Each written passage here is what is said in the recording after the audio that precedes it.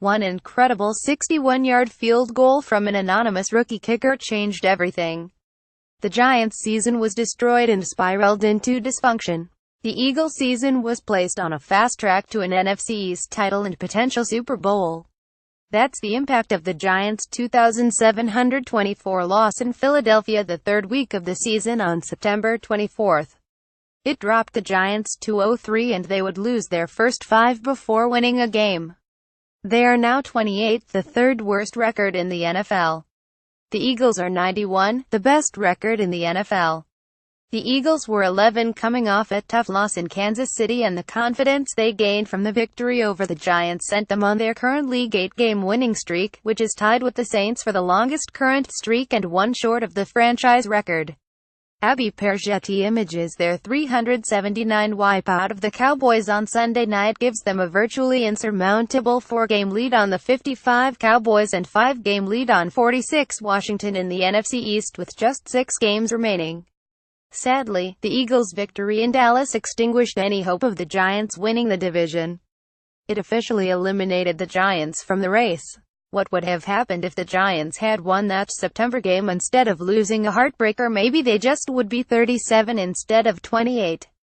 But maybe they would have gained motivation and confidence if they had won in overtime and strung together a bunch of victories instead of losing the next week to the Bucs in Tampa once again on a field goal on the final play and losing at home to the then winless Chargers. Maybe if the Eagles had lost that game, after blowing a 14-point lead over a team that could not score until the fourth quarter, their fans would have turned on them.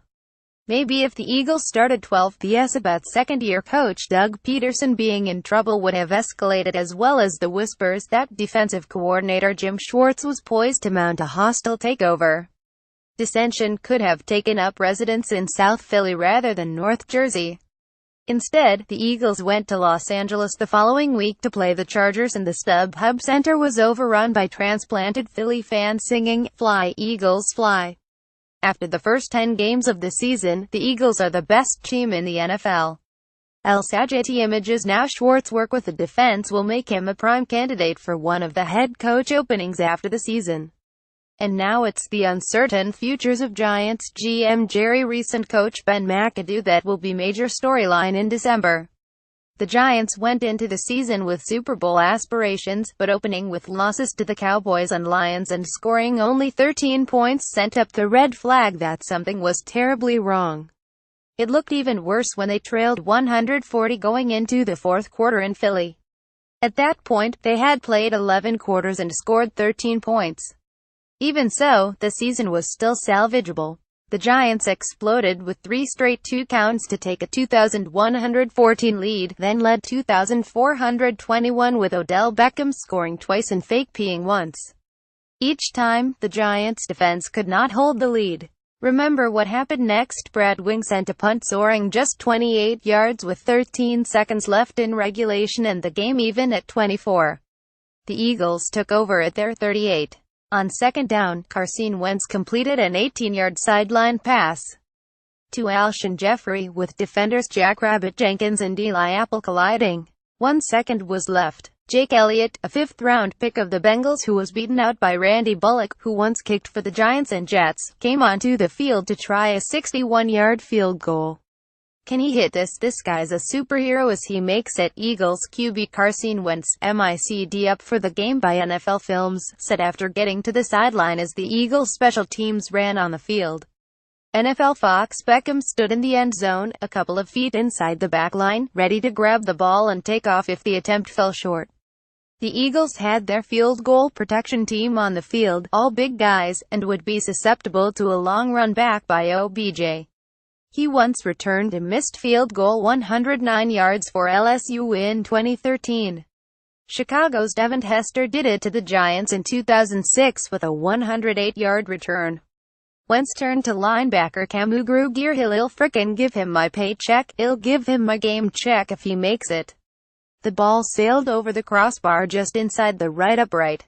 In the 93-year history of the Giants, no kicker for them or their opponent had ever made a kick as far as 61 yards. It was the longest made field goal ever for the Eagles. No word if Wentz paid up, but the bill would have been $97,798. Mitchell left Getty Images. The kick was much more costly to the Giants.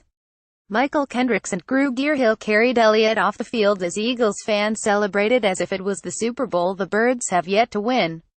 The Giants' season was carried into oblivion. Football is so often a game of momentum, and if the Giants managed to head up the Jersey Turnpike after the game with their first victory of the season, I have little doubt they would have built on that by beating the Bucs and Chargers the next 2 weeks. Instead, at 0-3, OBJ's decision to imitate a dog peeing, which required a rebuke from John Mara, became the narrative of his season that was cut short 2 weeks later when he broke his ankle. Now, as the Eagles are about to keep the streak alive of no NFC East teams repeating as division champs since they did it in 200,304, it's the Giants who are facing an off-season of decisions. One game early in the season really has such a lasting impact, like Eagles 27, Giants 24 did 2 months ago, but Elliott's kick quickly sent the Giants and Eagles in such different directions.